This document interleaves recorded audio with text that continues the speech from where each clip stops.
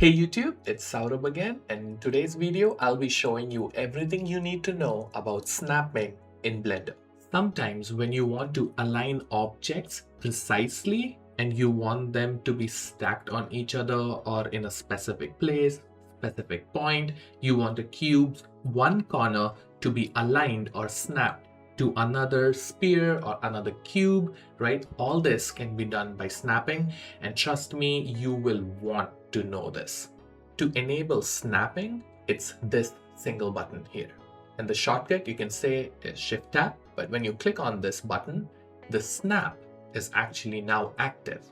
The menu next to that button is basically all and every options you need for snapping. Let's go one by one.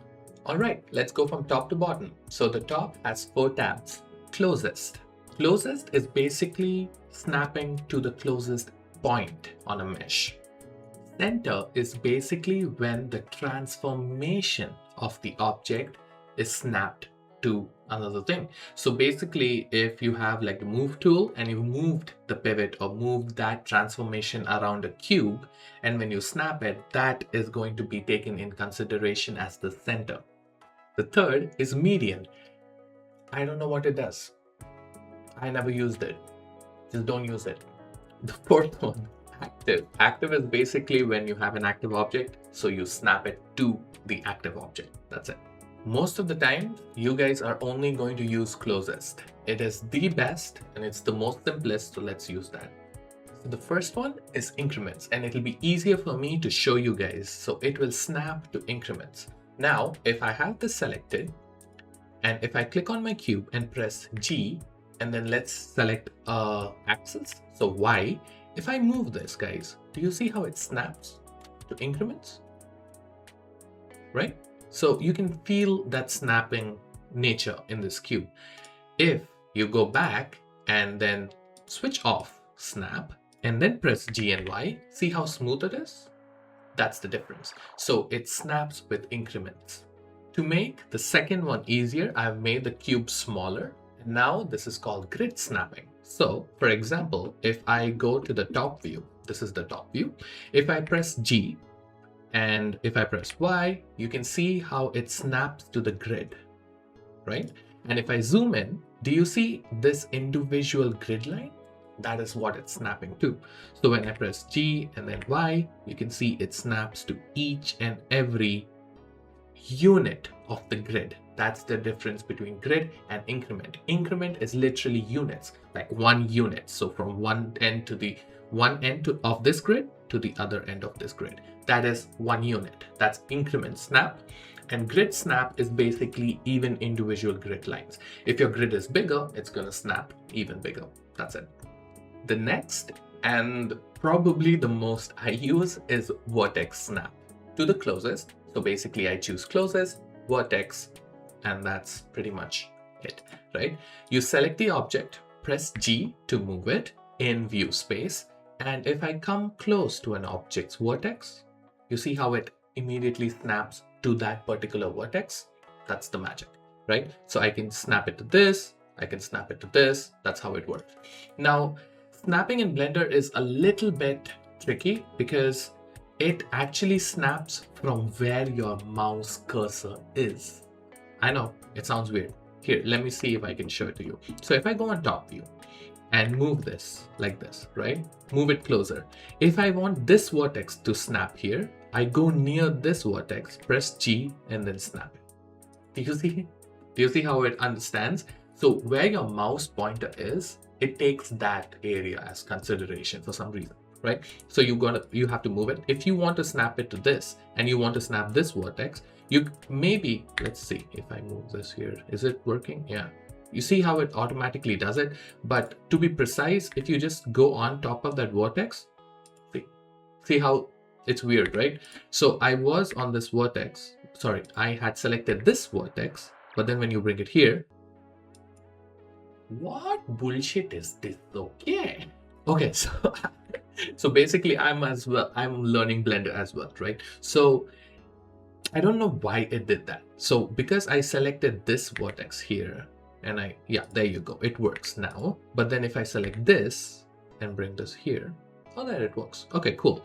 So yeah, what I basically have found out is if you're in the world view like this, right, and you're moving, for example, if you wanted this vertex to be here, what I would usually do is just at least bring it as close as possible and then just see, notice how it's on this vertex, but when I snap it here, you weird ass software. Okay, so what I would do is bring it close, don't snap it yet, confirm its position, then press G again and then snap it. Professional tutorial. Okay. Right. So the next is edge. I mean, it's pretty simple. I'm not gonna overcomplicate this. Vertex is for vertex, edge to edge, face to face, right? So if we have edge selected, I don't use this too much, but then if I show you, see how it snaps to the edge. So it's not just one point. You can actually take a vertex of this and snap it literally on that full edge. So you can see how it snaps on the edge, right? So it's not just one point, it's on the edge. Anywhere on the edge you can snap it. That's how it works. The next is face selection. Pretty simple. You just press G and there you go. Any point of this cube here can be now snapped to the whole face, not just the edge, not just the vertex, but the whole edge, right? There you go. So the next is volume. So basically volume is, for example, if this cube, the whole space inside the cube is considered volume, correct? This can snap inside that whole cube's space. Don't use it. I don't even know why it's there. I don't use it. The next is edge center. Do you remember how when we selected edge, the cube's vertex was moving along the whole edge? Right? That was edge. Edge center is pretty basic. It's as what it says. If you press G and move it, it snaps to the edge, but it snaps to the center of the edge. That's pretty much it, guys. See, now I can't click and just drag this wherever I want on the edge. It's literally on the center. So you can see how cleanly it snaps to the center of the edge. That's it. The next is edge perpendicular. I don't know. I don't know who uses this. I don't even know what it does. I've been trying to understand this. I'm sorry. The next is face center. This I know. Okay, this is easy. You just move it and it literally snaps to the center of the face. Thank you, Blender. This was easy. Okay. So now that we have gone through everything, that's the closest. So it takes points of the active and it snaps to the other object. If I'm just going to show you really quickly center.